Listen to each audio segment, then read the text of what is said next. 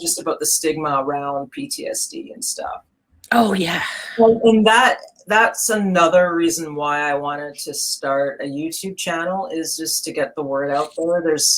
I will put my videos into certain groups on Facebook that are basically law enforcement groups and whatnot. Oh, that's so good.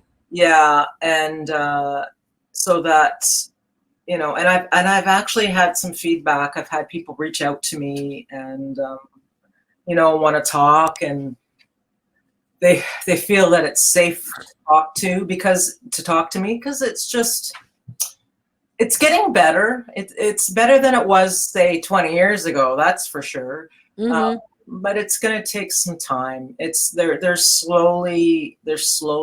RCMP is slowly getting involved with this mental health. They're getting on board, but it's going to take some time for that to happen. So anyway, yeah, it's I was talking about the stigma thing, but so that's been helpful. It's been very therapeutic, like I mentioned before. And I learned a lot. I've learned a lot about myself. Like, the average person, you'd ask them this question. So, who are you? What are you about? Why do you do the things that you do? Have you ever thought about that before? You get into a situation where you're getting really pissed off. Say you're driving somewhere and there's a traffic jam and you're getting really pissed off that somebody just cut in front of you, you're not moving. And why are you reacting that way? What is it? What was that just happened, that action that made you react that way? I never thought like that before. I used to just, blinders, what's in front of me, running around with my head cut off like a chicken, just, trying to just manage life. Mm-hmm. I never stopped and just, as they say, smell the flowers or take a breath. I never did that. Yeah.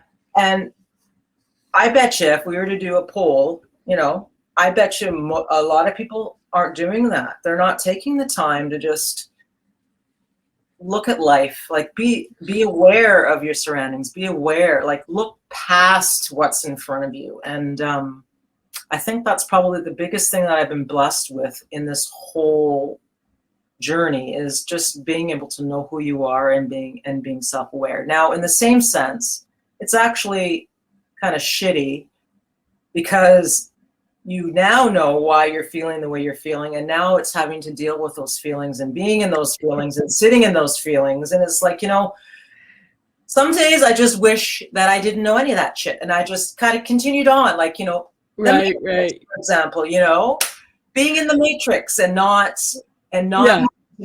having to deal with life on this plane. Yeah. Totally. I feel like there's a couple things I want to share with you. One is, I totally believe that there's a lot of mental health stigma on police forces. That totally makes sense. However, I worked mostly in nonprofits as a therapist since 1987, and there's that same mental health stigma in nonprofits. In like clinical nonprofits, places where the whole business is providing clinical services. And there was always this stigma and the sense that if you started to be negatively impacted by the work, because I mostly worked out on the streets with people who were unhoused and severely mentally ill and stuff like that, that you were weak. There was something wrong with you if it started to get to you.